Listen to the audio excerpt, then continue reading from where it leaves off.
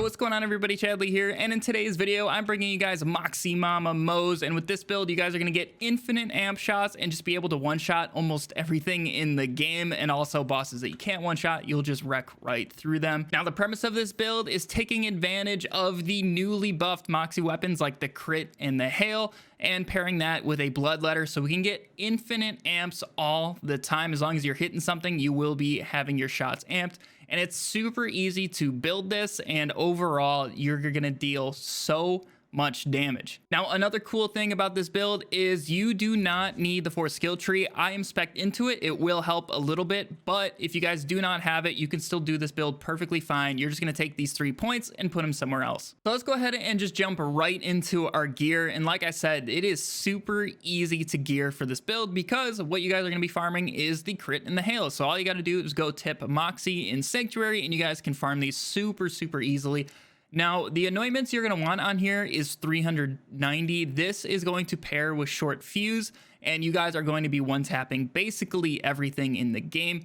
And then just try to get the different elements of the hail with 390. You can also use consecutive hits for certain ones, say what that you're going to be bossing with, and you're going to be facing the bosses when they're below that the 90% threshold. That will work perfectly fine. And then just have one splash weapon with consecutive hits in case you guys do not want to use these on those certain bosses.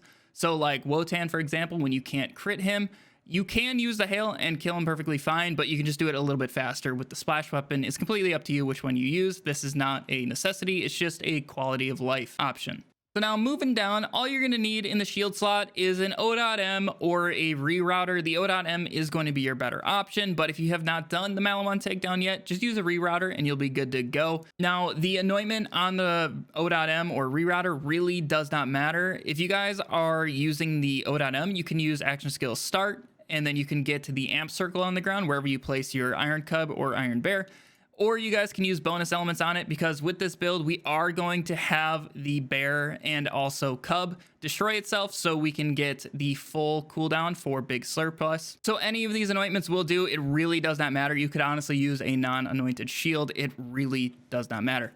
Now moving down to the grenade, just get any grenade with the on grenade throw, weapon, grenade, and action skill damage increase. So just make sure you guys are throwing grenades. I personally just like a rad hex to spread the radiation around, and I can get rad explosions. It just helps with mobbing a little bit quicker.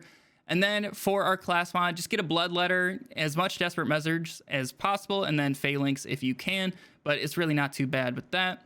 And then finally, our artifact, all you're going to need is a deathless. The prefix on it really doesn't matter. You can use a snowdrift if you want to get around a little bit quicker, especially say you're playing on M11 and you don't have speed demon, or you guys can use an elemental projector deathless. Now, this isn't going to be active very much at all, but it is an option if you just want a little bit more damage as you're fighting, because if you get burnt or any sort of matching element to your guns, you guys are going to be doing that more damage with it. But for your gear, that's really all you need. But now let's go ahead and move on over to our skill trees.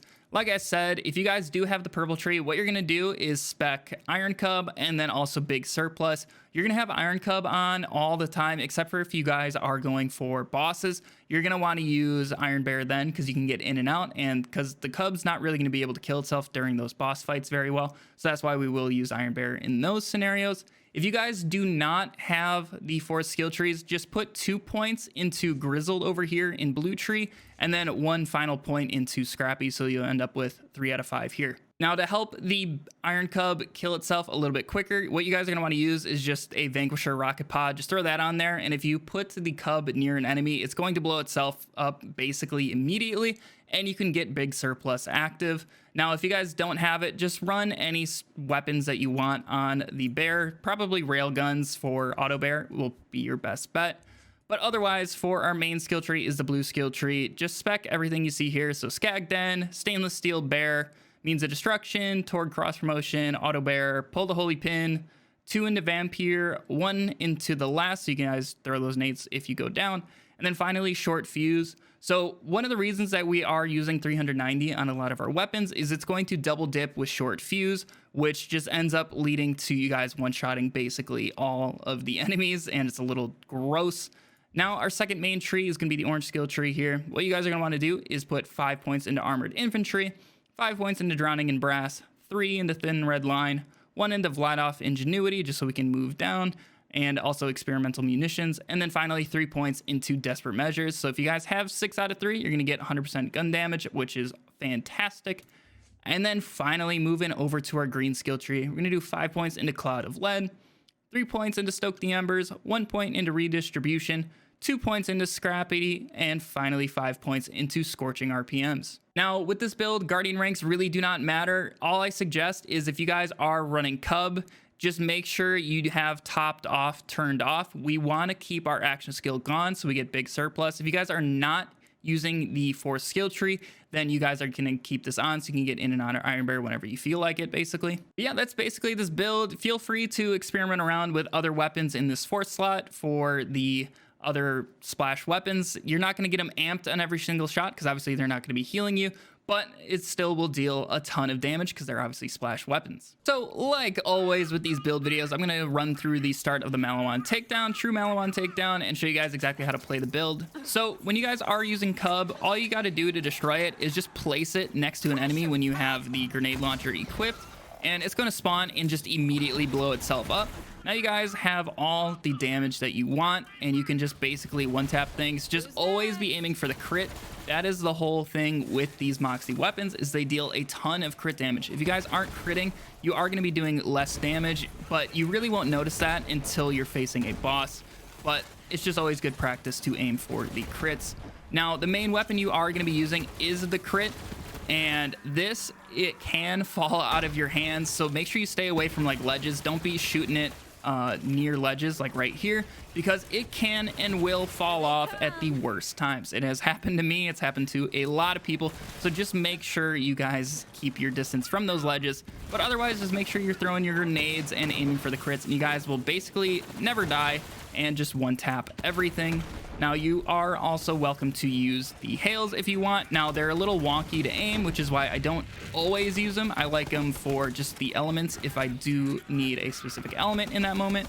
But otherwise, the crit is going to be your main weapon with this build. So with something like the Kraken, obviously it is pretty hard to hit his crit reliably, so you can just pull out something like the Sandhawk if you are running that, plasma coil, whatever. It really does not matter, just any splash weapon.